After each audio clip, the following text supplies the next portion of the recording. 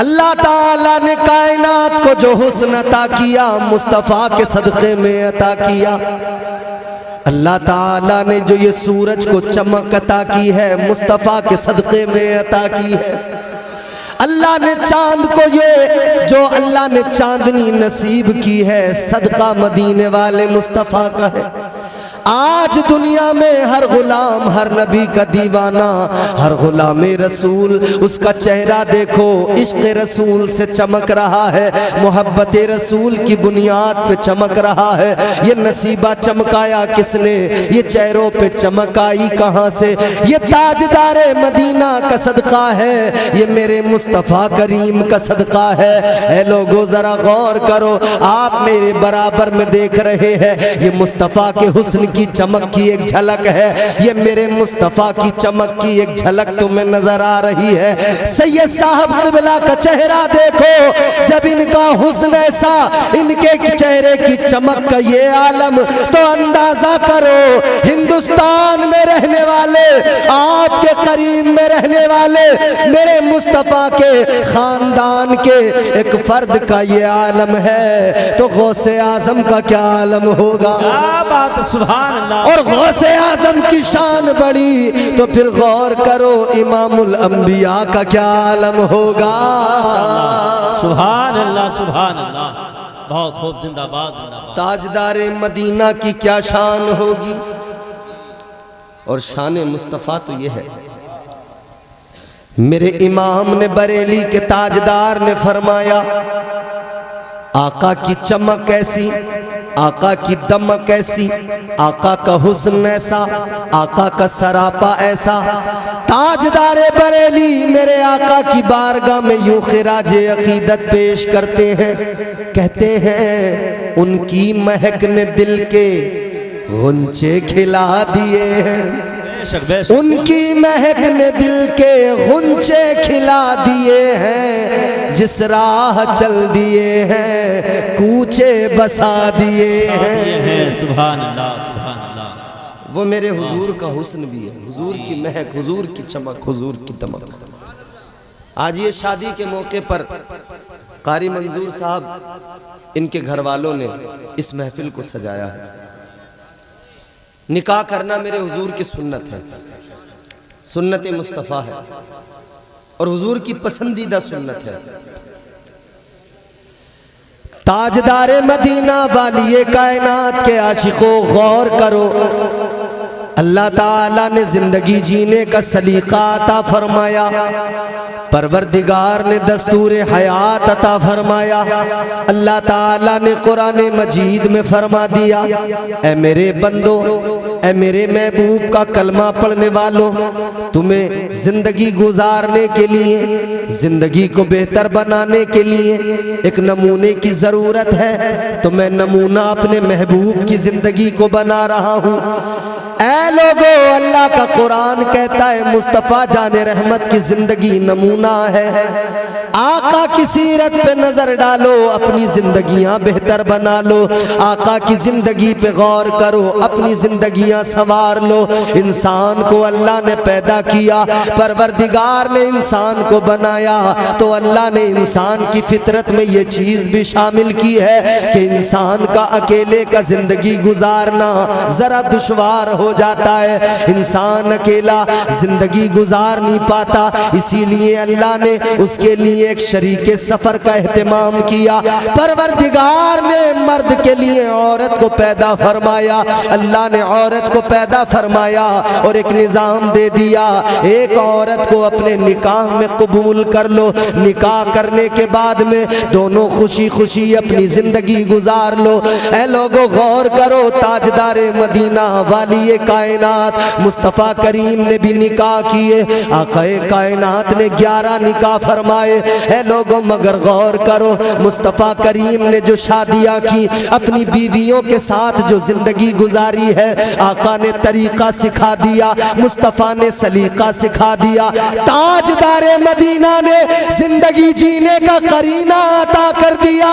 ऐ लोगों, इंसान को जिंदगी के अंदर शरीके सफर की जरूरत पड़ती है। ये जिंदगी का सफर है मेरे प्यारे, ये जिंदगी है, ये दुनिया है जहां हम और आप हैं मुसाफिर बन के आए हैं। और आप जानते हैं जब कोई सफर में अकेला होता है वो सफर उसका बेरंग होता है, वो सफर बेमजा हुआ करता है। चाय पिलाने वाले भैया मेरी तरफ देखो यार, गौर से सुनो। मैं आपको सुनाऊंगा इंशाअल्लाह, कुरान सुनाऊंगा, मुस्तफ़ा की जिंदगी आपके सामने रखूंगा। ए बच्चों, ए बेटा खामोश हो, देखो बस आराम से आप सुनते रहना, बात समझते रहना। जोर से कहो सुभान अल्लाह। आप कभी सफर पे निकलते हैं, हमारे सैयद साहब क़िबला भी दिल्ली के सफर पे निकलेंगे, हम लोग सफर पे निकलते रहते हैं। लेकिन मेरे अजीजों, सफर पे एक अकेला आदमी जाए कोई मजा सफर में नहीं आता। और सफर तो वैसे भी सफर होता है, एक आदमी अकेला तन्हा सफर में जाए, सफर में कोई लुत्फ नहीं आता, कोई मजा नहीं आता। मजा तो छोड़ो, वो परेशान हो जाता है। उसका सफर ऐसा गुजरता है कि लम्हा लम्हा तबीयत पे गिरा गुजरता है। एक अकेला बंदा सफर पे निकले तो सफर कैसा होता है, लेकिन साथ में एक और हो जाए, दो हो जाए, तो फिर एक दूसरे से बात करते हुए, एक दूसरे से हंसते बोलते सफर हो जाता है। आराम से आसानी से सफर गुजर जाता है, एहसास भी नहीं होता है। रास्ते में एक दूसरे के साथ में कई चीजों का फायदा होता है। और आम जबान में हम लोग कहा करते हैं एक से दो भले हुआ करते हैं। मेरे अजीजों, ये जो जिंदगी का सफर है ये बेरंग बेमजा ना हो जाए। अल्लाह ने इसीलिए तन्हा नहीं रहने दिया, परवरदिगार ने इस सफर के अंदर एक साथी औरत की शक्ल में अता कर दिया। वो साथी अता करके अल्लाह ने अपने बंदों की तस्कीन का सामान कर दिया। ऐ मेरे बंदो, जिंदगी के सफर में दुश्वारियां ना आए, आसानी से सफर गुजर जाए, ये शरीके सफर है। एक दूसरे के साथ मोहब्बत से रहना और इस सफर को आपस में मोहब्बत से पूरा कर लेना। तो अल्लाह ने जब पहले आदमी, पहले इंसान हजरत आदम अलैहिस्सलाम को पैदा किया, तो साथ ही साथ अल्लाह ने फिर जब आपको जन्नत में भेज दिया ना, जन्नत के अंदर थे, तो फिर अल्लाह ताला ने आपकी बाईं पसली से हजरत हव्वा को पैदा फरमा दिया, पहली औरत, पहली खातून। और लतीफ बात यह है, हजरत आदम को अल्लाह ने पैदा किया, फिर जन्नत में दाखिल किया। जन्नत में आप रहने लगे मगर दिल नहीं लगता था। औरत की अहमियत भी समझ लो। मर्द जन्नत के अंदर, हजरत आदम अलैहिस्सलाम जन्नत के अंदर, मगर दिल नहीं लगता है, क्योंकि इंसान के खमीर में ये चीज है, उसे अपना हम जिन्स चाहिए। इंसान इंसान के साथ ही रहता है। इंसान को जंगल में छोड़ दो रह नहीं पाएगा, जानवरों में छोड़ दो रह नहीं पाएगा, इंसान इंसानों में रहेगा, लेकिन जानवर इंसानों के साथ रह लिया करते हैं। एक अकेला जानवर इंसानों के साथ रह लेता है, लेकिन एक अकेला इंसान जानवरों में नहीं रह सकता है। इंसान की तबीयत में, उसके खमीर में है। हजरत आदम अकेले इंसान थे, अकेले बशर थे, कोई और इंसान नहीं था। तबीयत नहीं लगती थी, दिल नहीं बहलता था, लेकिन ये भी देख लो थे कहां पर। आज सारी दुनिया, सारा जमाना मरता है, हम जन्नत में चले जाए, जन्नत में चले जाए, हर इंसान तमन्ना करता है। हजरत आदम तो जन्नत के अंदर थे, जन्नत की बहारें थी, जन्नत की रौनकें थी, जन्नत के नजारे थे। सब कुछ था मगर तबीयत नहीं लगती थी, दिल बहाल नहीं था। तो अल्लाह ताला ने एक रोज जब ये सोए, इनकी बाईं पसली से पहली औरत को पैदा कर दिया। तुम्हारी मेरी माँ, नस्ल इंसानी की माँ हजरत हव्वा को अल्लाह ने पैदा कर दिया। परवरदिगार ने हजरत हव्वा को पैदा किया। फिर अल्लाह ताला ने फरमा दिया वकुल्ना या आदम उस्कुन अंता व ज़ौजुकल जन्नह। अल्लाह ताला ने फरमाया ए आदम ओ हव्वा, ए आदम अपनी ज़ौजा के साथ जन्नत में रहो। हजरत हव्वा को अल्लाह ने पैदा कहाँ किया? जन्नत के अंदर। मुफस्सिरीन इकराम ने इसकी वजह बयान की। फरमाते हैं अल्लाह ने जन्नत में ही औरत को क्यों पैदा किया? औरत को अल्लाह कहीं और भी पैदा कर सकता था। औरत को अल्लाह ने जन्नत के अंदर पैदा किया। अब जरा बात बड़ी लतीफ है, तवज्जो से सुनना। अल्लाह ताला ने औरत को जन्नत के अंदर पैदा किया, यानी औरत की आंख खुली है तो इसने सबसे पहले जन्नत को देखा है। औरत की आंख खुली, इसकी नजर जन्नत की बहारों पे पड़ी है, जन्नत के नजारों पे पड़ी है। औरत ने सबसे पहले जन्नत को देखा है। गौर करो मेरे अजीजों, अब मुफस्सिरीन फरमाते हैं कि अल्लाह ने औरत को जन्नत में क्यों पैदा किया, इसकी वजह बयान की गई। एक वजह ये बयान की गई कि अल्लाह ने औरत को मिजाज दिया, जन्नत में पैदा करके दुनिया की पहली औरत को मिजाज दिया। ऐ औरत, तुझे जन्नत में पैदा किया जा रहा है, आंखें खोल के जन्नत को देख, जन्नत की बहारों को देख, जन्नत के नजारों को देख, जन्नत के हुस्न को देख, जन्नत की पाकीज़गी देख, जन्नत का माहौल देख, जन्नत की फजाएं देख, जन्नत का माहौल देख, सारी जन्नत को देख ले। आज जन्नत के अंदर है, आज जन्नत पे नजर डाल ले, जन्नत को जरा करीने से देख ले, जन्नत को देख ले, क्योंकि तुझे दुनिया में जाना है। जब तू दुनिया में जाएगी, दुनिया में तुझे अपना एक घर बसाना है। जब तू दुनिया में जाकर अपना घर बसाएगी, याद रखना उधर दुनिया में इस जन्नत को न भूलना, इस जन्नत को याद रखना और अपने घर को जन्नत का नमूना बना देना। सुभान अल्लाह, सुभान अल्लाह, बहुत खूब, बहुत खूब। अपने घर को जन्नत का, अल्लाह ने औरत को मिजाज दिया था अपने घर को जन्नत का नमूना बना देना। ये अलग बात है कि आज औरतों ने जन्नत को, घर को जन्नत का नमूना नहीं कुछ और ही बना रखा। अल्लाह ताला ने हजरत हव्वा हजरत आदम जोड़ा मिला दिया। पूरी तफसीलात है, दाने गंदुम खाया, वो तमाम तर तफसीलात। फिर अल्लाह ने ज़मीन पे भेज दिया। हजरत आदम अलैहिस्सलाम दुनिया के अंदर ज़मीन पर आए। अल्लाह ताला ने आपकी तौबा को जब कबूल कर लिया तो फिर बुलबुले सिदरा को भेजा, तायरे सिदरा को भेजा। फरमाया जिब्राइल जाओ, अब ज़मीन पे इंसान को आबाद किया जाएगा। अब ज़मीन पे इंसानियत को आबाद करने का वक्त आया है। अब आदम को ज़रा दुनिया में रहने के तरीके सिखा दो, खेती करना सिखा दो, ज़मीन का सीना चाक करके उसमें दाना डालना सिखा दो, ज़मीन से फसलें उगाना सिखा दो, ज़मीन से अपने लिए चीज़ें पैदा करना सिखा दो। क्योंकि अब इन्हें दुनिया में रहना है, ज़मीन पे रहना है, यहीं पे ज़िंदगी को गुजारना है, इंसानियत को फ़रोग मिलेगा। हजरत आदम को अल्लाह ने नबुव्वत और रिसालत से नवाजा था, अल्लाह ने कानून भी दिया था, अल्लाह ने निज़ाम भी दिया था। ऐ मेरे अजीज़ों गौर करो, हजरत आदम अलैहिस्सलाम, अब गौर करो, इंसानियत का आगाज हुआ, इंसानियत का सिलसिला आगे कैसे बढ़ा। हजरत हव्वा को हर दिन एक बच्चे की विलादत हुआ करती थी, हर दिन आपको एक बच्चा पैदा हुआ करता था, आपको हर दिन बच्चे पैदा हुआ करते पढ़ते थे। उस वक्त का सिस्टम था, उस वक्त का अल्लाह का निज़ाम था, क्योंकि दुनिया को आबाद करना था, कायनात को इंसानियत से बसाना था। आज 9 माह के अंदर बच्चा पैदा होता है, या पहले भी पैदा हो जाता है या थोड़ा आगे पीछे हो जाता है वक्त, लेकिन एक मुद्दत है मुकर्रर की हुई कि 9 माह में बच्चे की विलादत होती है। लेकिन हजरत हव्वा हर रोज बच्चों की विलादत हुआ करती थी, और तरकीब भी क्या थी, एक बेटा एक बेटी पैदा होते। तो आज जो बेटा बेटी पैदा हुए, कल जो बेटा बेटी पैदा हुए, उन दोनों को एक दूसरे के साथ में अलग अलग करके शादियां की जाती थी।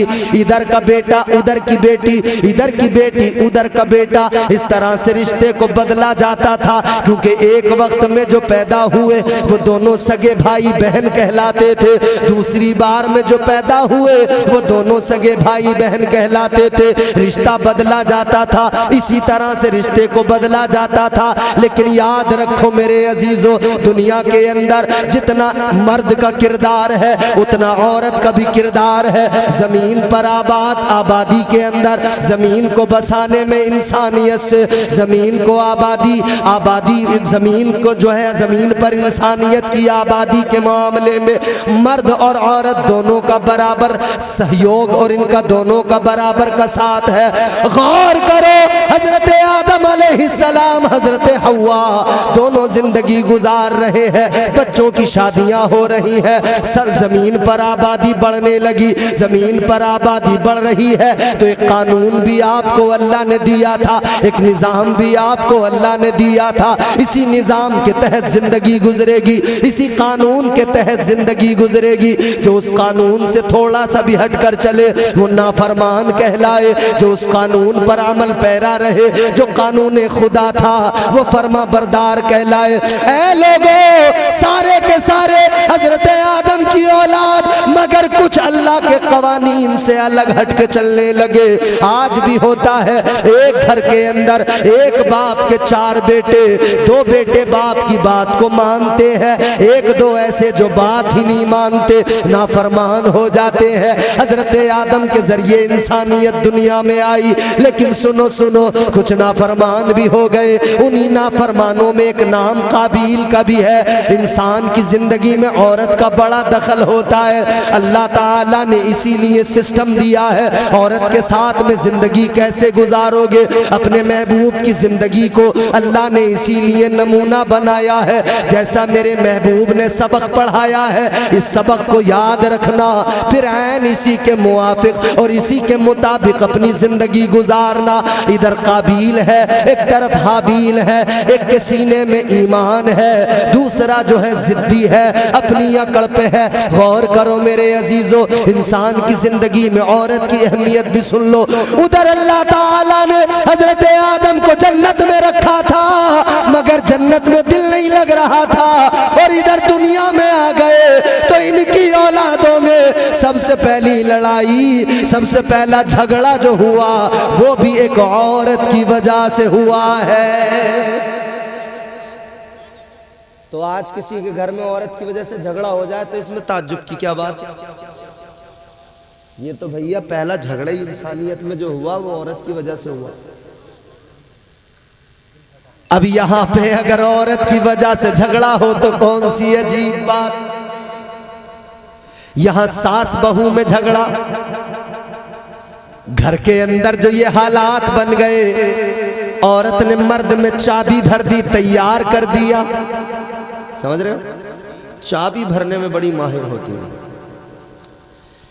उस्ताद पढ़ाए 10 साल और बेगम पढ़ाए 1 रात, इसका असर ज्यादा है। 10 साल वाली तालीम एक तरफ, लेकिन बेगम ने जो 1 रात में पढ़ा दिया उस पे पूरा अमल किया जा रहा है। इन्होंने जो जो सबक दे दिया, देखो ऐसे रहना है, ऐसे रहना है, इन्होंने सरे तस्लीम खम कर दे। जी बेगम, बिल्कुल। बेगम ने समझा दिया, ज्यादा अपनी माँ के मुंह नहीं लगना, ज्यादा माँ से बात नहीं करना, अम्मा अब्बा के पीछे लगे रहते हो, जब देखो तुम्हारी अम्मा तुम्हें छोड़ती नहीं, अम्मा के पल्लू से बंधे रहते हो। अच्छा, बड़े मामलात पेचीदा हो जाते हैं, आदमी भी बड़ा परेशान होता, कई बार बैलेंस नहीं कर पाता, मुश्किल हो जाता। इधर अम्मा हैं, अब्बा हैं, बहनें हैं, भाई हैं, और दूसरी तरफ बेगम हैं, सास हैं, ससुर हैं, सालियां हैं। जरा सा कुछ मामला हुआ तो उधर से फोन आ गया, उन्होंने कहा ये क्या बात है, तुम समझदार हो, हमारी बेटी को तंग कर रहे हो। बड़ा दुश्वार हो जाता है, बड़ा मुश्किल हो जाता है बैलेंस करना। एक इंसान की, एक मर्द की जिंदगी तो देखो, शुरू से देखो इसको बैलेंस करने में लगा हुआ है, शुरू से देखो इसको मामलात को संभालने में लगा हुआ है। पैदा हुआ, पैदा होने के बाद में जरा सी जिंदगी का वो हिस्सा खेलने कूदने के लिए मिला, फिर इसको पढ़ना लिखना भी था उसी जिंदगी में, इसको तालीम भी हासिल करना था। इसने पढ़ाई लिखाई की, तालीम हासिल की, तालीम हासिल करने के बाद में जैसे थोड़ा बड़ा हुआ, अब इसने बैलेंस करना शुरू कर दिया। अब इसने सोचा पढ़ाई के साथ कोई काम भी कर लूं ताकि घर के खर्चे भी निकल जाएं, घर के खर्च भी ना निकल सके तो मेरा तो खर्च निकल सके, मैं घर वालों पे बोझ ना बन सकूं। पढ़ भी रहा है, अपने भी खर्च निकाल रहा है। जैसे जैसे वक्त गुजरता गया, अब घर की जरूरतें इसे आवाज देने लगी, अब घर की हाजतें इसे पुकारने लगी। अब ये घर भी छोड़ के निकल गया, किसकी खातिर निकला है? माँ बाप की खातिर निकला है, भाई बहनों की जरूरतें इसके सामने है, घर के हालात इसके सामने है। अब ये बैलेंस करने लगा, अपनी ख्वाहिशों को एक तरफ छोड़ दिया। अब दिल के अंदर अगर कोई ख्वाहिश है, कोई तमन्ना है तो उसको दिल में दबा देता है, घर वालों की फिक्र में लग गया है। कभी कहीं जाके कमाता है, कभी कहीं जाके कमाता है, कोई दिल्ली में जाके कमा रहा है, कोई बंबई में सब अपनों को छोड़ के चला गया, अकेला जाके काम कर रहा है, मेहनत कर रहा है, कमा रहा है। हमने तो वो भी नौजवान देखे रात दिन मेहनत मजदूरी करते हैं, उन्हें सोने को सही से जगह भी शहर में नहीं मिलती। कारखानों में काम करने वाले दिन भर काम करेंगे, रात को उसी कतरन पे सो जाते हैं, लेकिन माँ बाप के लिए मेहनत जरूर करते हैं, भाई बहनों की पढ़ाइयों का ख्याल करते हैं। ये बैलेंस करना शुरू कर दिया। फिर वो वक्त आया, कहा कि चलो अब इसकी शादी कर दी जाए, अब इसका निकाह कर दिया जाए। निकाह किया गया तो निकाह के बाद में बेगम आ गई, अब फिर इसे बैलेंस करना पड़ रहा है। ऐसा ना हो जाए कल मेरी बीवी नहीं थी, मैं माँ बाप का ख्याल रखता था, भाई बहनों का ख्याल रखता था, आज कहीं ये ना हो जाए बीवी आने के बाद में कोई ये ना कह दे अब बीवी का गुलाम हो गया है, अब जोरू के पीछे पीछे चलता है, अब अम्मा को नहीं देखता, अब्बा को नहीं देखता है, बड़ी जल्दी उंगली उठ जाती है। इसे वो भी ख्याल है, वो भी फिक्र है, उधर बेगम है, ससुराल है, वो भी फिक्र लगी है कि ससुर यूं कहेगा मेरी बेटी को लेके गया है तो जिम्मेदारी कोई और तो नहीं उठाएगा, तू उठाएगा, कौन जिम्मेदार है? सास कहेगी तू तो माँ बाप भाई बहनों में ही लगा रहता है, कभी अपनी बीवी का भी ख्याल किया कर। बीवी कहेगी मैं भी तो तेरे सहारे हूँ। अब ये बैलेंस करने लगा, अगर वफादार बेटा है तो माँ का भी ख्याल रखता है, अगर बेहतरीन शोहर है तो बीवी का भी ख्याल रखता है, और अगर ये क्वालिटी पैदा नहीं हुई तो किसी एक तरफ को चल पड़ता है, और जिस तरफ को जाता है वो आप भी जानते हैं 99% चांसेस किधर जाने के होते हैं। बेगम के साथ चल दिए जनाब, अम्मा अकेली रह गई, अब्बा अकेला रह गया। होता है कि नहीं ऐसा? बोलो जी। हुआ एक जगह नहीं है, बहुत जगहों पे हुआ। तुम अपना मत बताओ मुझे कि हुआ है, मैं आपको पूरी मुख्तलिफ जगहों, मुख्तलिफ इलाकों, मुख्तलिफ शहरों के हालात बता दूंगा, मुख्तलिफ घरों की बातें बता दूंगा। इधर बंदा बैलेंस बनाता रह गया, अगर ना अहल था तो उससे हो नहीं पाया। और बाज ऐसे भी होते हैं जो शुरू से नालायक होते हैं, वो शुरू से नहीं समझते, वो शुरू से ही आवारा मिजाज बन जाते हैं। उनको माँ बाप अगर बाहर भेजे कमाने के लिए, उनसे कहा जाए कमाओ, घर की जरूरतें देखो, मुफलिसी देखो, तो वो चले तो जाते हैं मगर फिर भी कोई तीर नहीं मारते, शहरों में जाकर आवारा हो जाते हैं, क्योंकि उन्हें सोहबतें गलत मिल जाती हैं, दोस्त गलत मिल जाते हैं। और हमारी कौम के नौजवानों को ये दोस्ती ने बड़ा बर्बाद किया है। ये नौजवान बैठे हैं मेरे भाई, दोस्ती ने, गलत सोहबत ने, गलत संगत ने नौजवान को ऐसा बर्बाद किया। जब तक ये जवान था, शादी नहीं हुई थी, ये दोस्तों के पीछे पीछे पीछे पीछे भागने में रहा। बाप कहता था बेटा कमा ले, कमाएगा तो तेरी जिंदगी बेहतर बनेगी, पढ़ ले, काम सीख ले, कुछ नहीं किया। बस दोस्त ने आवाज मारी, इसने कहा चलो। कहता था दोस्त तेरे लिए अपनी जान दे दूंगा, तू रात को आवाज देगा, मैं रात को निकल के आऊंगा। और खुद अपने हालात पे कभी गौर न किया, फटीचर था मगर दोस्तियों के चक्कर में नवाब बना रहा, दोस्त की अपाचे। और ये देखो जनाब, दोस्त की अपाचे पे उड़े उड़े फिर रहे हैं। पल्सर दोस्त की है, बगले इनकी फूली हुई है। पल्सर दोस्त की है, अकड़े हुए ये टहल रहे हैं। और आजकल तो दोस्तियां भी लोग देख कर करते हैं, मालदारों से दोस्तियों का चलन चलने लगा है। गरीब नौजवानों को कोई अपना दोस्त बनाने को तैयार नहीं, मालदारों से दोस्तियां की जा रही है। मालदार दोस्त एक साथ मिलकर रातों को 12-12 बजे तक, 1-1 बजे तक बाहर फिरते रहते हैं, यूं ही आवारागर्दी करते रहते हैं, फिर वो घरों पे पहुंचते हैं। जब तक शादी नहीं हुई माँ बाप परेशान दोस्तों से थे। नारे तकबीर, नारे रिसालत, शायर अहले सुन्नत अहमद अल फत्ताह, नारे तकबीर, नारे रिसालत, सुभान अल्लाह सुभान अल्लाह। जिस मेहमान का इंतज़ार था, शायर हिंदुस्तान जनाब मोहतरम अहमद अल फत्ताह, वो तशरीफ ला चुके हैं। सुभान अल्लाह। बैठो आप हज़रात, अब देखो आपके मेहमान तशरीफ़ ले आए, शायर अहले सुन्नत मद्दाह खैरुल अनाम मोहतरम अहमदुल फत्ताह साहब। इनको आप दिल भर के सुनेंगे, तबीयत से सुनेंगे, मज़े के साथ सुनेंगे, मगर उससे पहले हमें सुनेंगे। तो आप उनको सुनने से पहले हमें सुनेंगे, फिर मियाँ को सुनेंगे, फिर इंशाअल्लाह फिर पूरी रात तुम्हारी होगी, आपके मेहमान होंगे, आप होंगे। तबीयत से सुनना, मगर ज़रा आप पहले मेरी बातें संजीदगी से सुन लो, ज़ोर से कहो सुभान अल्लाह। तो जब तक शादी नहीं हुई तो दोस्तों ने इसे तबाह कर दिया, बर्बाद रखा, किसी काम का नहीं बनने दिया, न पढ़ने दिया, न लिखने दिया, न मेहनत करने दी, न काम सीखने दिया, कुछ नहीं करने दिया। जब माँ बाप ज्यादा परेशान हो गए, ये तो कोई काम करने को तैयार नहीं, न पढ़ने को तैयार, न कोई हुनर सीखने को तैयार, न कमाने को तैयार, न घर के हालात देखने को तैयार। माँ बाप परेशान हो गए, क्या करे? तो किसी सियाने ने आकर मशवरा दे दिया, किसी तजुर्बेकार ने आकर कह दिया ऐसे नहीं मानने वाला और बिगड़ेगा, एक काम करो इसकी शादी कर दो, सुधर जाएगा।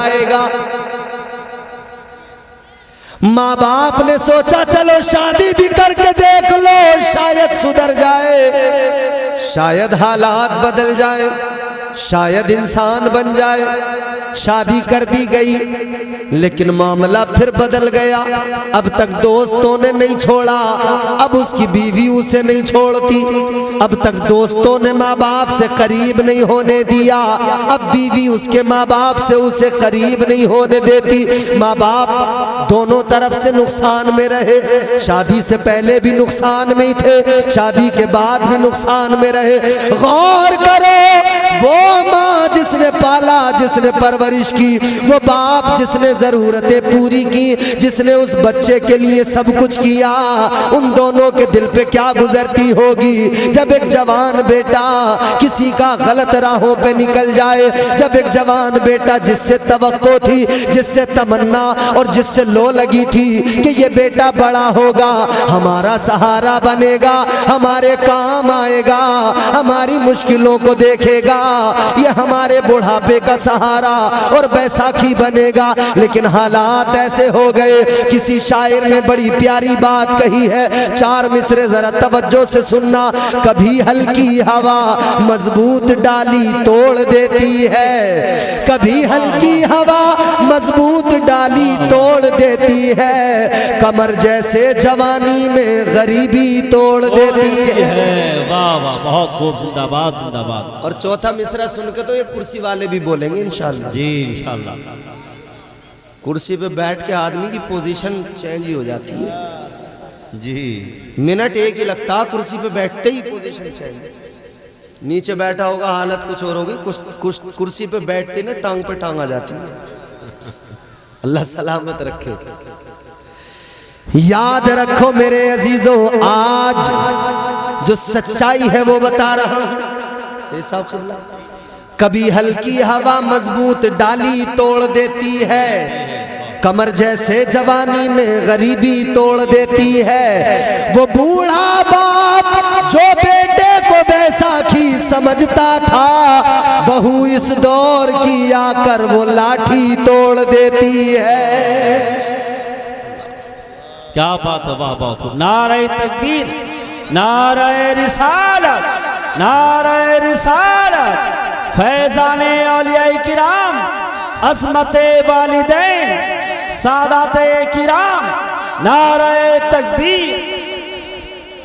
तो हालात ये है, मगर इंसान की जिंदगी में औरत की बड़ी अहमियत है। दोनों एक साथ मिलकर जिंदगी को आगे बढ़ाते हैं।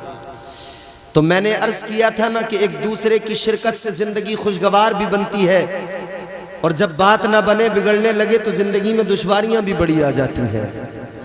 और पहली दुश्वारी तो यही आती है कि 25 साल के नौजवान से जब उसकी शादी की बात करो ना, तो उसकी ख्वाहिशात ऐसी होती हैं कि लड़की भी उसे बड़ी हसीन व जमील चाहिए।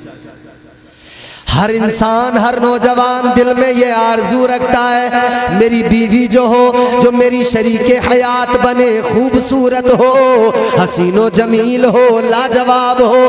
हर इंसान चाहता है खूबसूरत बीवी मिले, खूबसूरत बीवी मिले। अपने आप पे भले वो नहीं डालेगा नजर, अपने आप को कभी गौर से नहीं देखेगा, लेकिन बीवी बड़ी हसीन चाहिए, बीवी बड़ी खूबसूरत चाहिए। ऐ लोगों गौर करो, आज ये हालात हो गए। मेरे आका ने फरमाया था, दीनदारी की बुनियाद पर रिश्ते किया करो, देखा करो कौन दीनदार है। अगर लड़की पाक दामन है, अगर लड़की नमाजी है, अगर लड़की बाइज्जत है, अगर लड़की शरीफ है, तो फिर रंग पे इतनी तवज्जो न किया करो।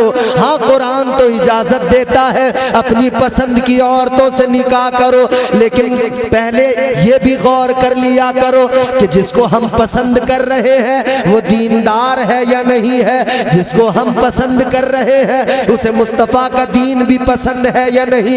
याद रखो, वो औरत जिसे मुस्तफा का दीन पसंद न हो, उसका क्या भरोसा वो तुम्हें भी पसंद करेगी या नहीं करेगी। या वो नौजवान जिसे मुस्तफा का दीन पसंद न हो, जो दीन मुस्तफा के खिलाफ चला जाए, उसका क्या भरोसा, उसका क्या एतबार। तो दीनदारी को अहमियत देना जरूरी है। गौर करो, इधर भी होता है, बड़े जो है लोग तहकीक करते हैं, सर्च करते हैं, देखते हैं अच्छी तरह से खूबसूरत बीवी मिल जाए। उधर भी मामला यही था।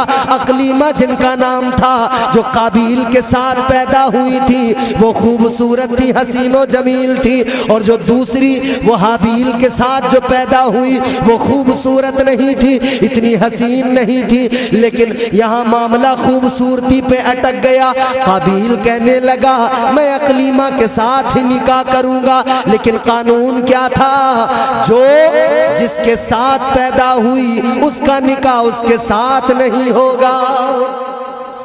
कानून तो ये था। तो बात बिगड़ गई। मान जाओ रे, ज्यादा कचरियां पका रहे हो जी। बात बिगड़ गई। हजरत आदम अलैहिस्सलाम ने फरमाया, जो निज़ाम है, जो कानून है, जो तरीका है उसी को फॉलो करना पड़ेगा, उसी कानून के मुताबिक शादी होगी, निकाह होगा। मगर ये नहीं माने, बात आगे बढ़ गई। ऐ मेरे अजीजों गौर करो, बात इतनी आगे बढ़ी कि इसी बात को लेकर दोनों भाइयों में इतनी बड़ी अदावत नफरत हो गई। जनाबे हाबील के अंदर, उनके दिल में कोई ऐसी नफरत नहीं, कोई उनके दिल के अंदर ऐसी बात नहीं। वो तो निजाम कुदरत के साथ, कानून खुदा के साथ थे। मगर दूसरा जो काबिल था वो कानून खुदा को मानने को तैयार नहीं था, वो निजाम शरीयत को मानने को तैयार नहीं था। अल्लाह अकबर, गौर करो, जब वो मानने को तैयार नहीं हुआ, एक दिन उसने मौका अच्छा देखा। मौका देखकर उसने सोचा मैं अपने भाई हाबील को कत्ल कर दूं, इसको कत्ल कर दूंगा, हाबील ही नहीं रहेगा तो फिर अकलीमा से मेरा निकाह हो जाएगा, अकलीमा से मेरी शादी हो जाएगी। ऐ लोगों, पहला कत्ल दुनिया में हुआ शादी की वजह से हुआ, पहला कत्ल दुनिया में हुआ निकाह की वजह से हुआ, औरत के सबब हुआ। पहला कत्ल दुनिया में हाबील का काबिल ने कर दिया, जनाबे हाबील को कत्ल किया। पहला कत्ल शादी की वजह से और भाई ने भाई का कर दिया। इससे यह भी पता लग गया कि यह औरत जब दरमियान में हो तो भाई के रिश्ते की भी कदर भूल जाता है। आज हमारे घरों का हाल भी तो यही हो गया है। एक आई है रामपुर की, दूसरी रुद्रपुर की, दोनों में नहीं बनती। भाई तो पहले से बड़ी मोहब्बत से रहते थे, हर काम मशवरे से किया करते थे। मगर ये रामपुरनी रुद्रपुरनी दोनों ने घर के अंदर अजीब माहौल बना दिया। बात बिगड़ती चली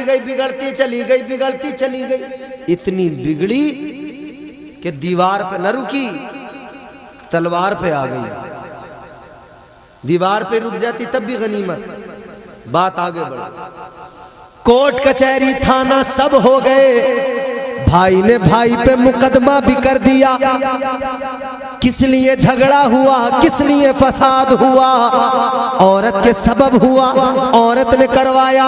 तो आज ऐ साहिबे अक्ल लोगों, अल्लाह ताला ने आपको और मुझे सलीमुल अक्ल बनाया और औरत को अल्लाह ताला ने अक्ल दी मगर कम दी। औरत को नाकिसुल अक्ल कहा जाता है और आदमी जो है मर्द को कामिलुल अक्ल कहा जाता है। लेकिन अजीब तमाशा है, ये नाकिसुल अक्ल कामिलुल अक्ल पे गालिब आ जाती है। कामिलुल अक्ल नाकिसुल अक्ल की पैरवी करने लगा, निज़ाम कुदरत को फरामोश कर दिया, निज़ाम खुदा को, कानून खुदा को नजरअंदाज कर दिया।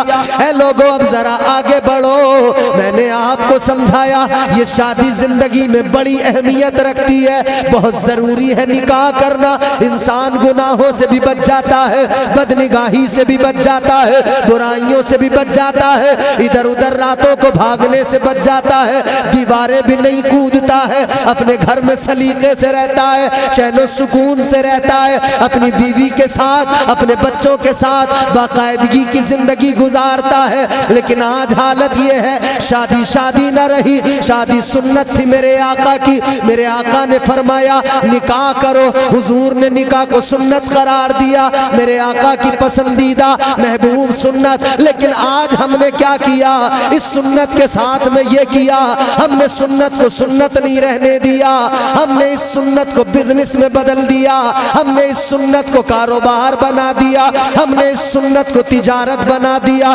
जब हम रिश्ता करने गए हमने तभी जहन बना लिया, हमने तभी सोच बना ली कि ये हम जो रिश्ता करने जा रहे हैं, लड़की को देखेंगे, अगर पसंद आ गई 1000 रुपए देंगे या 5000 देंगे, तो तवक्को ये है वो 5000 के ऊपर 2-4 हजार हमको रख के वापस कर दे। क्या जबरदस्त बिजनेस है भाई। हमारे मेहमान आए, खाना वाना नहीं खिलाएंगे? अच्छा, तो अजीब बिजनेस चला है सैयद साहब क़िबला। यार इससे अच्छा बिजनेस आदमी को कहाँ मिलेगा? यूं 5000 दिए और यूं 10,000 ले लिए, घंटा एक नहीं लगा, 5,000 देते 10,000 आ रहे। लो हजरत बता रहे हैं, आज की न्यूज़ बता रहे हैं।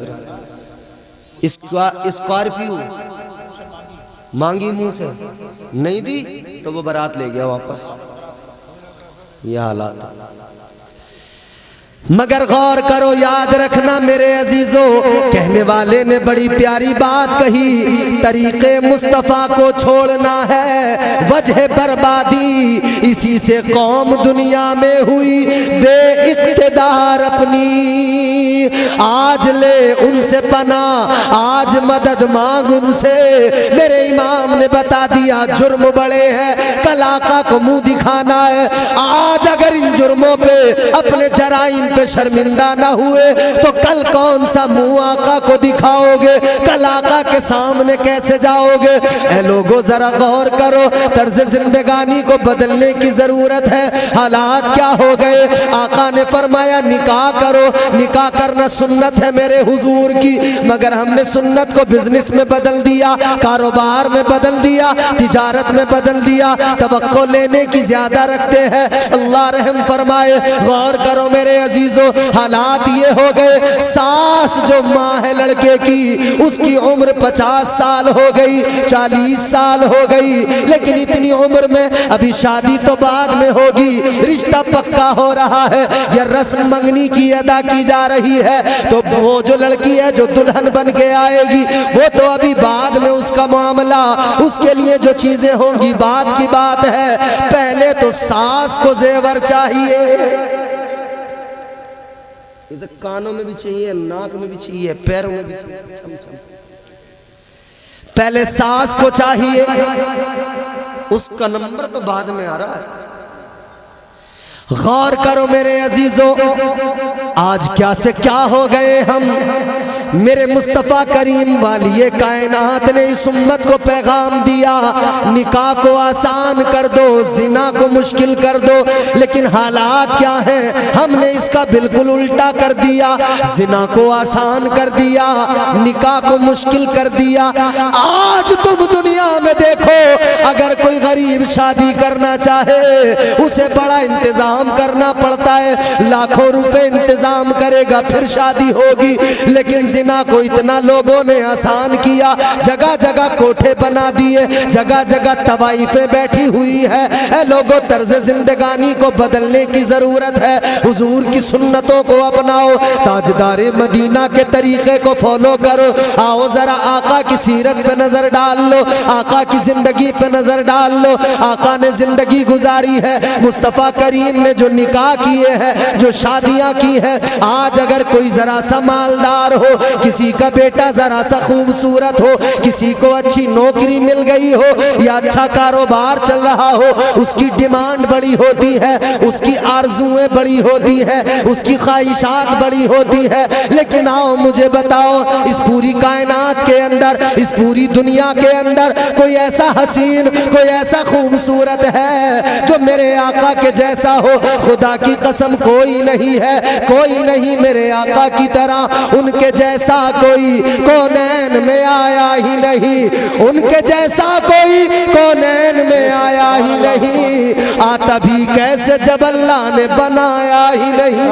है जिंदाबाद नारे तकबीर, नारे रिसालत, मसलके आला हजरत, सुन्नते मुस्तफ़ा कॉन्फ्रेंस, हजरत अल्लामा इम्तियाज बरकाती, हुजूर सैयद सलीम मियां साहब किबला, उलमाए किराम। बहुत अच्छा। ऐसा कोई महबूब हुआ है न कहीं है, ऐसा कोई महबूब हुआ है न कहीं है, बैठा है चटाई पे मगर अर्श नशी है, वो ताजदारे मदीना की शान है। मेरे आका से ज्यादा हसीन कोई नहीं, मेरे आका से ज्यादा खूबसूरत कोई नहीं, मेरे आका से ज्यादा अखलाको किरदार का, उम्दा अखलाको किरदार का पैकर कोई नहीं, मेरे आका से बढ़कर कायनात में शरीफ इंसान कोई नहीं, मेरे आका से बढ़कर अजीम कोई नहीं, मेरे आका से बढ़कर शान रखने वाला कोई नहीं, मेरे आका से बढ़कर मर्तबे रखने वाला कोई नहीं। वो महबूबे खुदा, वो जाने कायनात। मगर मेरे आका की शादी देख लो, जब मेरे आका जवान हुए, आका की जवानी है, अल्लाह अकबर, ताजदारे मदीना ने पहला निकाह करके बता दिया, ऐ मेरे उम्मत के लोगों, तुम याद रखना, मेरे तरीके को अपनाना।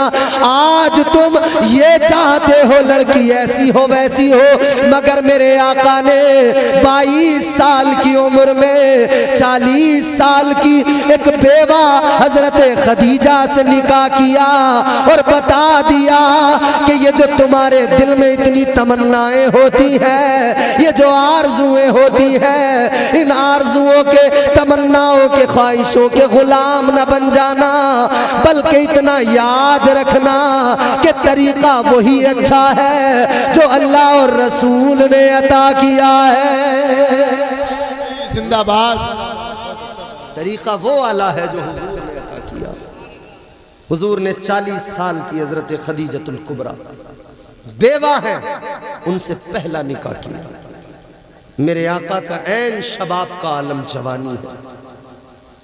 आज तो अगर बात भी हो जाए ना कि साहब वो एक रिश्ता है, किसी को बताने लगो कि वो रिश्ता है, वो लड़की किसी वजह से छूट गई, या उसका शौहर जो है शुरू में ही 2-4 महीने गुजरे थे, किसी वजह से इंतकाल हो गया, तो लोग बड़ी जिल्लत महसूस कर रहे हैं। लोग कहते हैं कि हमें तो गांव वाले ताने देंगे, मोहल्ले वाले ताने देंगे, कहेंगे कोई मिल नहीं रही थी इसीलिए तो छूटी हुई कर ली। ये हालात हैं कि नहीं है?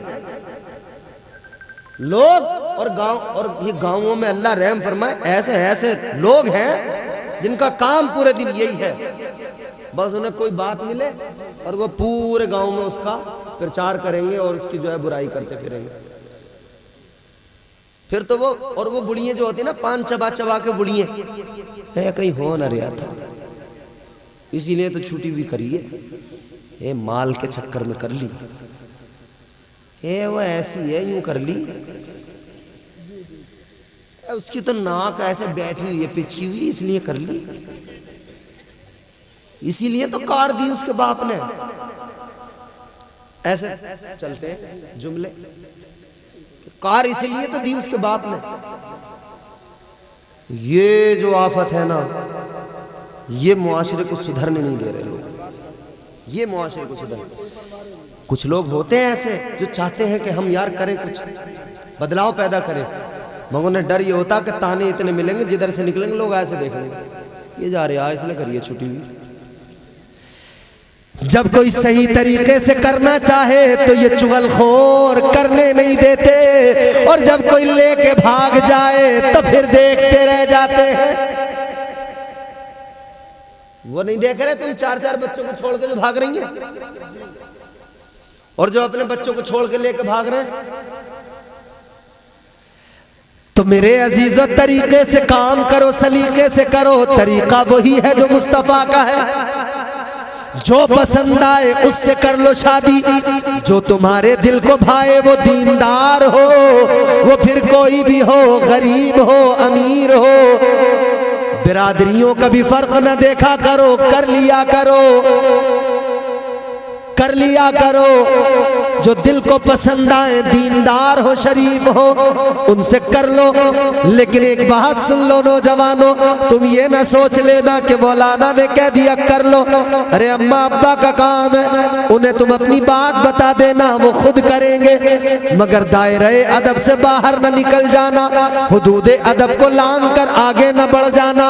याद रखना, बाप की इज्जत का भी ख्याल रखना, माँ की अजमत का भी ख्याल रखना, खानदान के तकद्दुस का भी ख्याल रखना, और अपना भी ख्याल रखना कि कल जब मैं आगे, मेरी जिंदगी परवान चढ़ेगी, मेरे बच्चे होंगे, मेरी बेटी होगी, मेरा बेटा होगा, जब मैं उसका रिश्ता करने चलूंगा, शादी करने जाऊंगा, तो लोग कहेंगे ये उसका बेटा है जो उसे लेके भाग गया था, ये उसकी बेटी है जिसकी माँ भाग गई थी। तो याद रखना, कोई भी कदम उठाने से पहले 1000 बार सोचना। इसीलिए निज़ाम कुदरत, निज़ाम अल्लाह ने दिया है, मुस्तफ़ा करीम ने तरीका दिया है। 40 साला खातून है हजरत सैयदा खदीजतुल कुबरा, आका ने निकाह कर लिया और लोगों पसंद की औरत से शादी कर लोगे, उसके बाद में फिर जिंदगी जो गुजरेगी वो जिंदगी भी आका के तरीकों को देख कर गुजारना। ताजदारे मदीना ने हजरत खदीजतुल कुबरा के साथ जो जिंदगी गुजारी वो कैसे गुजारी है, बाकी अपनी अज़वाज के साथ में जो जिंदगी गुजारी है वो आका ने कैसी गुजारी है, गौर करो जरा।